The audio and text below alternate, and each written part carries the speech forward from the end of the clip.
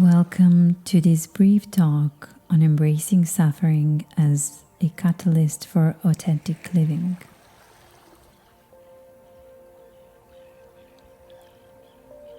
The soul wants to awaken, so it creates suffering as a gift. The soul wants to awaken, so it creates suffering as a gift. Our soul, our higher self, the true self, the inner child, whatever you wish to call it, is always trying to connect with us.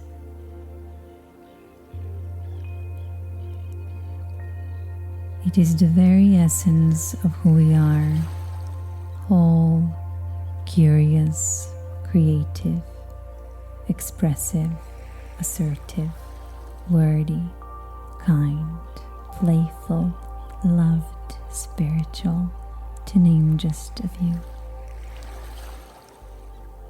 It is us in the most authentic form.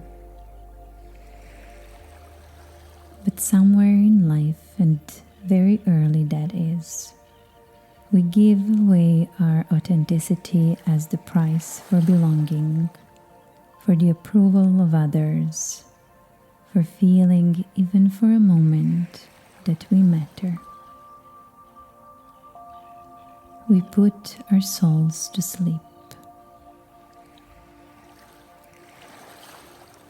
This is very common for those of us who grew up in chaotic environments where there was neglect or abuse of any kind.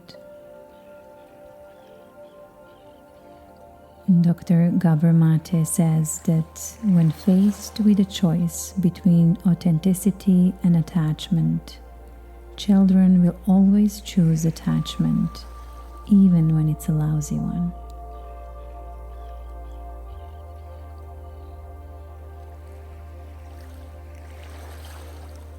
What happens then is that we suppress who we truly are and create a fake persona to fulfill the expectations of our environments.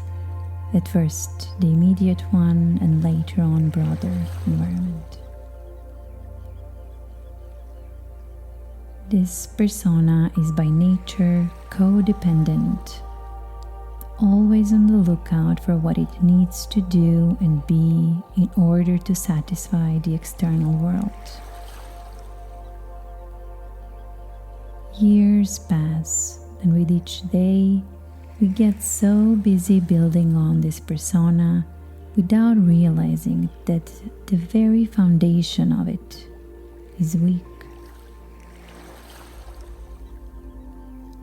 After a while, we have completely forgotten what lies beneath this mask. The persona that we created to protect us is what we fully identify as now.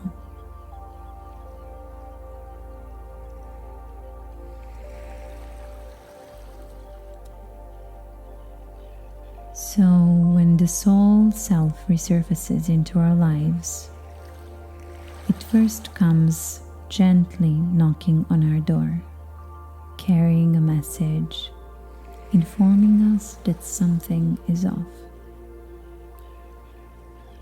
But because we are deeply asleep, we don't hear it knocking.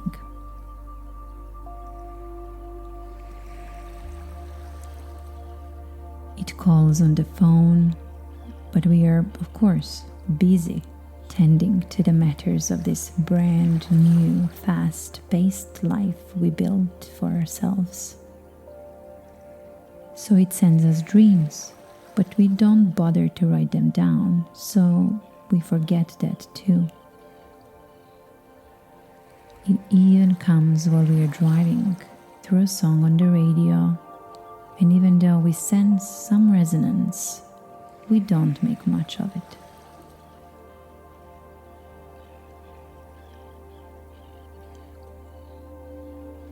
Some more time passes by.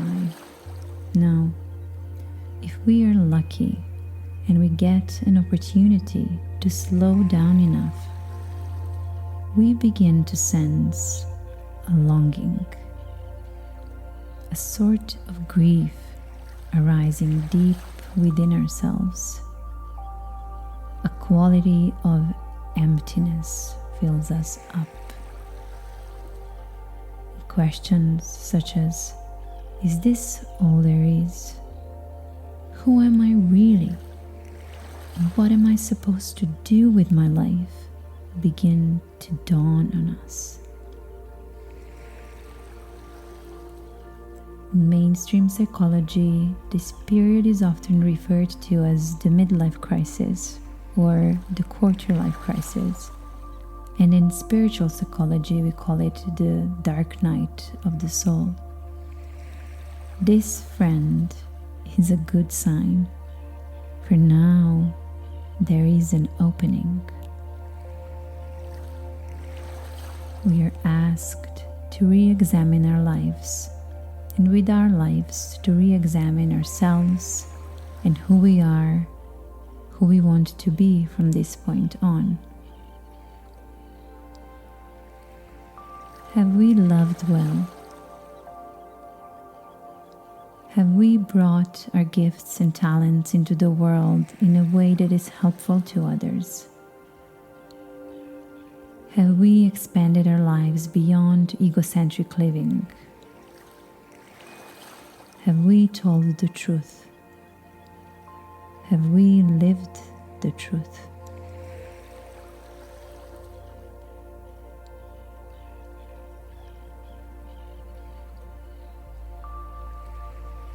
The sooner we surrender to this process, the sooner we find ourselves walking the path of authenticity.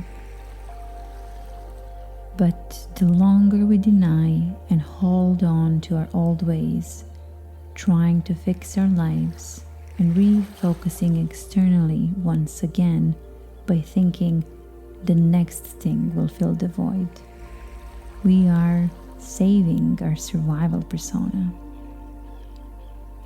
What we want to do instead is revive the true self.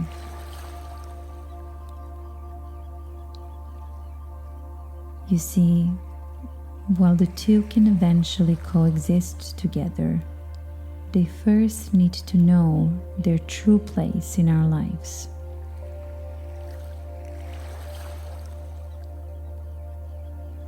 So sit now with both of them and bring tea and other offerings into your space. Turn to your protective one and give thanks for all the ways they have protected you and kept you safe. Then turn to your authentic one and apologize for the time it has taken you to answer their call.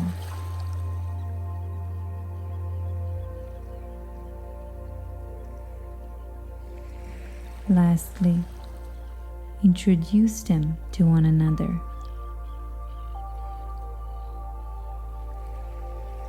Hold their hands and together walk through the door to a new chapter of your life.